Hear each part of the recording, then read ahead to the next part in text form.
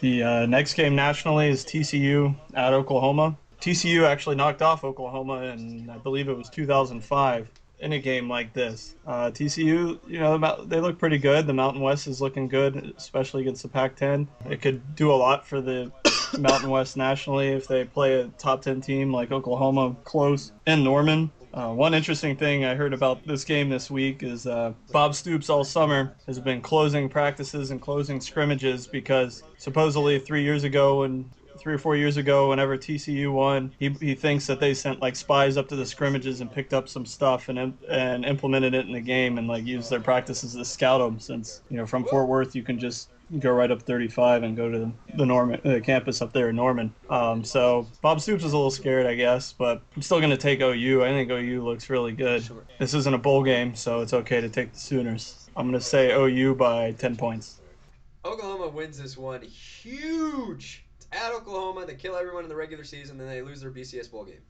Yeah, I think Oklahoma wins, but TCU probably will score some points on them. Finally, you'll have a team that scores some points on OU, but nobody has shown me that they could stop OU's offense. Sam Bradford has looked really good. I'm gonna go with Oklahoma, 38-20. In the next game, we have USF at North Carolina State. I was really surprised last week that NC State took it to East Carolina at home last week. It was a good game. It was really back and forth. NC State, their quarterback, they've got a freshman quarterback. He looks really, really good. I'm going to go with USF, though, because USF probably has more talent on the field. So I'm going to go with USF. Low-scoring affair, 24-14. Yeah, it's been documented that I have a healthy man crush on USF this season. But I really think after them kind of laying an egg against Florida International, a team that if you're a Division I team that's ranked, you should absolutely crush.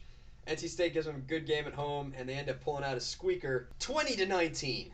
I think I sort of cursed NC State last week. Not cursed NC State, cursed East Carolina because I think I've gotten every single one of their games wrong so far this year. So whichever way I pick East Carolina game, take the opposite. That's the only explanation I have for NC State looking good because South Carolina beat them, and South Carolina can't really beat much of anybody right now. So I want to take South Florida. I know that they haven't looked as good. I know that Crutch's self-proclaimed healthy man crush is an unhealthy man crush on Matt Grothy, mainly because they play in the Buck Stadium down there. The point is, I'll take South Florida and another one of those games like when they played at UCF, where it's kind of sloppy, but they win, and it's too close for comfort for South Florida fans. But South Florida wins close on the road at NC State. Another Big Ten matchup this week is Illinois at Penn State. Of course, Illinois is coached by the Zucker.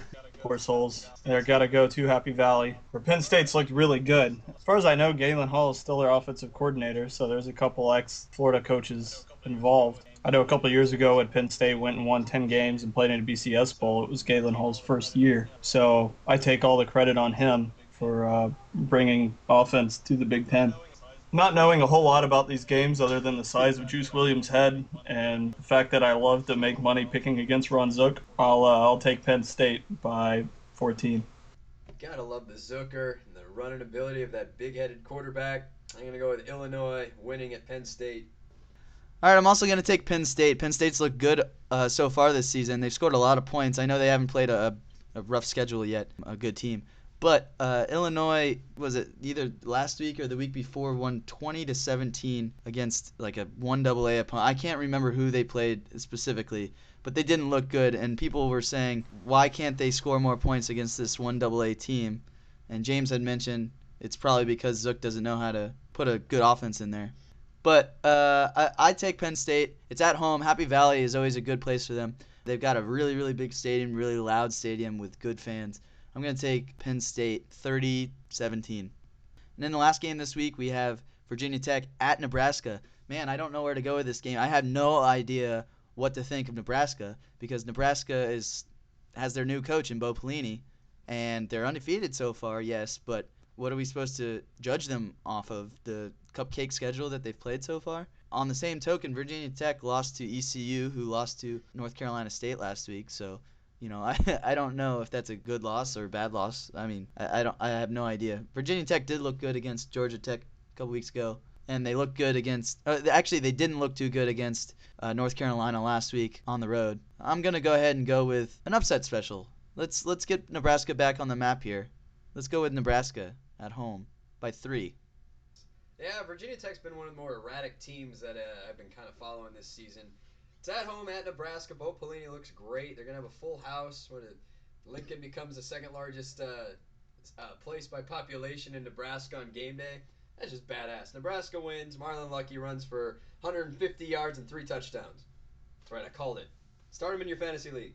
I'm also tempted to take Nebraska based on the effect that they're playing at home. They want to come back. It's like a big time game, out of conference game. Maybe all those crazy fans will be really hyped up. I mean, there's nothing else in Nebraska but Husker football and ways to get Tommy Frazier out of jail. Lawrence Phillips, excuse me. Virginia Tech, I think, might have figured something out by beating Georgia Tech, kind of turning their season around, squeaking that one out last week against UNC. Maybe they're on a little bit of a roll. So I've gone back and forth with this game, but I'm going to take Virginia Tech only because I think that maybe they've put something together the last couple weeks, and they'll be able to go in on the road and beat Nebraska.